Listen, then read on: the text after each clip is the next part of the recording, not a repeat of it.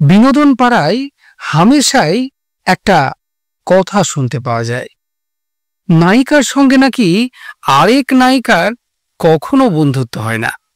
তবে ফিল্ম ইন্ডাস্ট্রিতে যে এমন বিষয়ের ব্যতিক্রম নেই তাও কিন্তু নয়। বহু নায়িকারাই রয়েছেন যারা সিনে পর্দার লড়াইকে এক পাশে রেখে বন্ধুত্ব এগিয়ে নিয়ে চলে।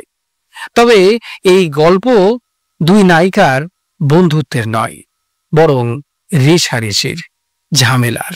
আর এই দুই নায়িকা হলেন মালা সিনহা এবং শর্মিলা ঠাকুর।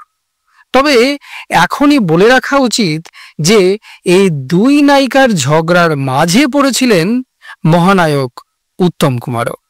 কি ঘটেছিল আসলে জানতে চান? তাহলে অবশ্যই প্রথম থেকে শেষ পর্যন্ত অবশ্যই the legend and history 365 YouTube চ্যানেলের পর্দায় আমার সাথে, মানে দেবার্ঘর সাথে অবশ্যই থাকতে হবে।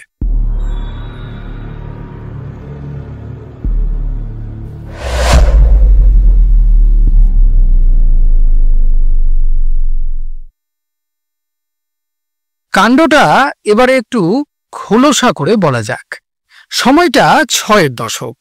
তখন হামশায়ার নামের একটি বলিউড ছবির শুটিং শেষ করেছেন শর্মিলা ঠাকুর এবং মালা সিনহা, যেখানে তাদের নায়ক জয় মুখোপাধ্যায়।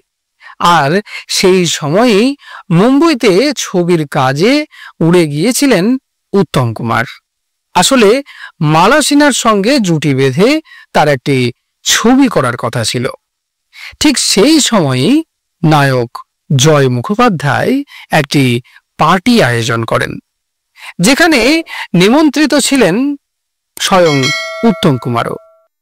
সন্ধ্যা হতেই যেখানে নিমন্ত্রিত ছিলেন আমাদের মহানায়ক উত্তম কুমারও, সন্ধে হতেই পার্টি জমে ওঠে। একে একে পার্টিতে এসে উপস্থিত হন মুম্বই ফিল্ম ইন্ডাস্ট্রির তারকারা। বাদামি স্যুট পরে পার্টিতে হাজির হন উত্তম কুমার। উত্তমকে দেখেই কথা বলতে এগিয়ে যান শর্মিলা ঠাকুর। দুই এক কথা শুরু হতেই হঠাৎ সেখানে হাজির হলেন মালা সিনহা। উত্তমের সঙ্গে একটি বাক্য ব্যয় না করে সোজা শর্মিলার গালে সপাটে চড়। উত্তম তো পুরো হতবাক, বুঝে উঠতে পারছিলেন না আচমকা কি ঘটল। অন্যদিকে শর্মিলাও থমকে গেলেন। পার্টিতে উপস্থিত সব অতিথিদের মুখ তখন থমথমে। মালা সিনহা এবার মুখ খুললেন, শর্মিলাকে জানালেন, তোমার তো সাহস কম নয় পরিচালককে বলে এডিট টেবিলে আমার দৃশ্য বাদ দেওয়া, এটাই তোমার শাস্তি। তারপরই পার্টি থেকে সোজা বেরিয়ে এসেছিলেন মালা সিনহা। আর অন্যদিকে উত্তম কুমার সামলেছিলেন শর্মিলা ঠাকুরকে। তবে এই ঘটনার বহু বছর পরে মালা সিনহা এক সাক্ষাৎকারে বলেছিলেন, এই ঘটনা একেবারেই রটনা। আমি কখনোই কোনো সতীর্থর গায়ে হাত দিইনি।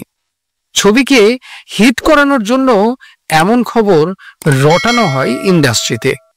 তবে শোনা যায় উত্তম নাকি নিজে এগিয়ে মালা সিনহা এবং শর্মিলার মধ্যে পুনরায় তাদের বন্ধুত্বের মধ্যে যে ফাটল তৈরি হয়েছিল সেই ফাটল মেরামত করে আবারও তাদের মধ্যে বন্ধুত্ব স্থাপন করেছিলেন। তবে যাই হোক না কেন, সোশ্যাল মিডিয়া থেকে পাওয়া তথ্যানুযায়ী এই নতুন তথ্যটি আপনাদের সামনে আমি তুলে ধরলাম। আর এই অজানা তথ্যবহুল ঘটনাটি জানতে পেরে আপনাদের ঠিক কেমন লাগলো অবশ্যই কমেন্ট বক্সে কমেন্ট করে জানাতে ভুল করবেন না। আর চ্যানেলে নতুন হয়ে থাকলে সাবস্ক্রাইবের পাশাপাশি পাশে থাকা বেল আইকনটিও প্রেস করার জন্য অনুরোধ রইল। নমস্কার।